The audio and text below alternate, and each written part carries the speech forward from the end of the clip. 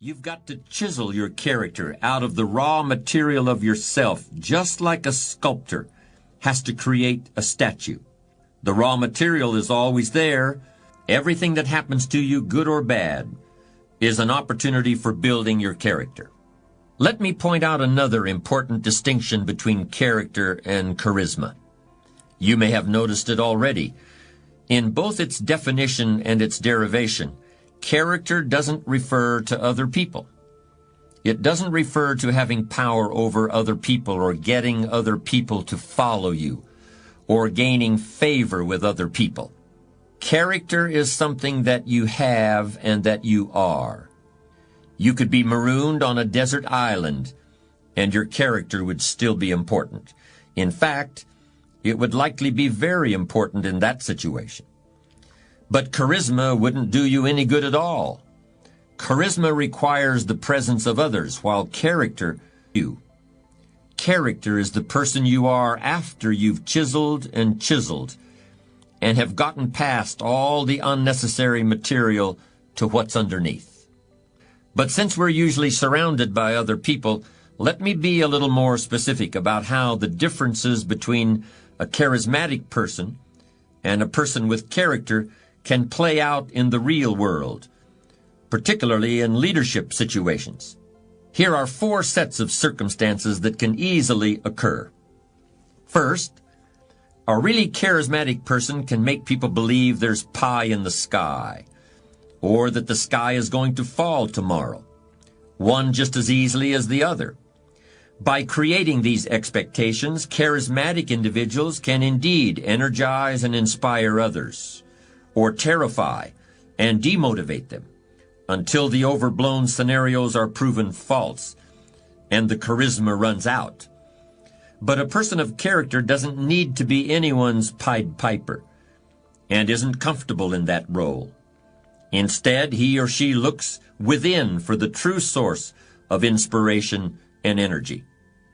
Second, a charismatic person can inspire devoted or even fanatical loyalty.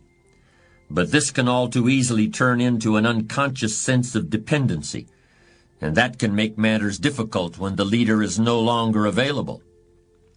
Like a charismatic coach, effective during the glory years, but when he leaves the organization, there is a sense of abandonment, and the team may never achieve anything like its prior success. Powerful personalities often resist delegating authority, but it's an attitude of character for a leader to refrain from making himself or herself the indispensable heart and soul of an organization. Here's a third difference between character and charisma that's particularly important in a leadership situation. Charismatic people have to keep pulling rabbits out of the hat. The magic of their presence has got to keep expressing itself, or people might start wondering where it went. Worse yet, they might start getting bored. During the Second World War, Dwight Eisenhower was picked to command the Allied forces in Europe, not because he was an exciting leader with a sense of high drama, but precisely because he wasn't. There were plenty of charismatic individuals around, such as Churchill, Montgomery, de Gaulle, and Patton.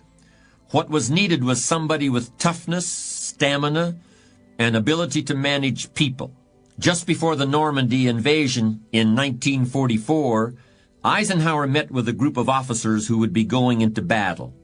He stretched out a piece of string on a table and pulled it a few inches with his finger. "An army is like this piece of string," he said. "If you try to push it from behind, it just tangles and doubles back on itself. Soldiers have to be led from the front, not pushed from behind." Eisenhower may not have been colorful, but he could definitely get his point across in a way anyone could understand. He had character in the true sense. One of the biggest pitfalls for a charismatic leader comes straight from his or her ability to inspire love and devotion. And this is the last point I want to make. In order to bask in the warm glow of a leader's approval, people may become reluctant to voice disagreements. There are people who become isolated because subordinates are afraid of them. But the same isolation can occur as a result of misplaced affection. People of character are usually well loved by everyone around them, but they make it clear that their own first love is for the truth, even if it hurts. Character and charisma are topics that have been defined and debated for thousands of years. And I want to close this discussion with a comparison between two historical personalities. Alexander the Great was undoubtedly the most charismatic leader who ever lived. He lived only to the age of 33, but he personally led his armies into one victorious battle after another. First in Greece, then Persia, then Egypt, and finally India. It wasn't always easy, however. Alexander's willingness to put himself in danger, his gift for oratory, and his genius as a military tactician inspired fanatical loyalty from his troops. But even they grew weary after years of constant warfare. More than once, they threatened to mutiny and return to Greece. But until they reached the malaria-ridden jungles of India, Alexander was always able to rally them for one more battle. He believed that he was a god, and that his wars of conquest demonstrated his divine power to the rest of the world. When he died in the ancient city of Babylon, his body was transported across the desert to Egypt in a golden hearse drawn by scores of horses. Yet no one worships Alexander today. No one is impressed by all the cities he named after himself, or by the city he named after his horse, or by the palace he built and filled with huge pieces of furniture so that people would think he was a giant. In fact, Alexander's influence began to evaporate soon after his death. The remains of his empire were fought over by his generals, and new conquerors soon took his place. 300 years after Alexander, Jesus Christ began to preach. Instead of an army, he had 12 men. Others tried to say he was a god, but he never said so himself. He didn't own a horse. He never founded a city. And when he died, there was no golden hearse. Yet the force of his character has endured and grown, while the most charismatic leader who ever lived is of little interest to anyone except historians. Because character is what's left after charisma is gone. I'd like to elaborate a bit on a comparison I made earlier about how creating your character is like an artist creating a sculpture. The essential point is this: I don't think character is something that just happens by itself, any more than a chisel can create a work of art without the hand of an artist guiding it. In both instances, a conscious decision has been made.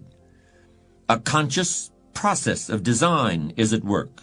Character is the result of hundreds and hundreds of choices you may make that gradually turn who you are at any given moment into who you want to be. If that decision-making process is not present, you'll still be somebody. You'll still be alive, but may have a personality rather than a character. And to me, that's something very different. This has always been a country in which people have felt free to change themselves and the circumstances in which they live. In this regard, I happen to come across some interesting facts about the 19th century settlers who crossed the plains in covered wagons. For the most part, these people were neither recent arrivals on our shores, nor were they facing any special economic difficulties. Instead, they were shopkeepers, farmers, and tradesmen who simply decided to make some big changes in their lives in the hope of finding something better, despite all the dangers and uncertainties. No one really knows why this great migration began, but I suspect it had something to do with our fundamental belief in individual freedom and the idea that if there's something better at the end of the rainbow, we have a responsibility to take advantage of it. That's the basis for our discussion of character in this program. Character isn't something you were born with and can't change like your fingerprints. It's something you weren't born with and that you must take responsibility for making. You may not be able to cross the Rocky Mountains in a covered wagon, but you can still create a better life for yourself by crossing the mountains of your soul. And that may be even a greater challenge. There used to be a joke about football teams that lost every game. The coach would say, "Well, we built a lot of character this year, didn't we?" As if character is something that you settle for when you haven't achieved what you really wanted. Or as if character is something that automatically develops in you as a result of adversity. I don't buy that. I don't think adversity by itself builds character, and I certainly don't think that success erodes it. You can build character by how you respond to what happens in your life, whether it's winning every game or losing every game, or getting rich or dealing with hard times.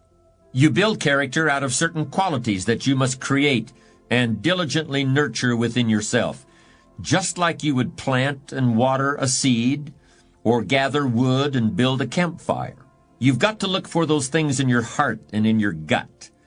You've got to chisel away in order to find them, just like chiseling away rock in order to create the sculpture that has previously existed only in your imagination.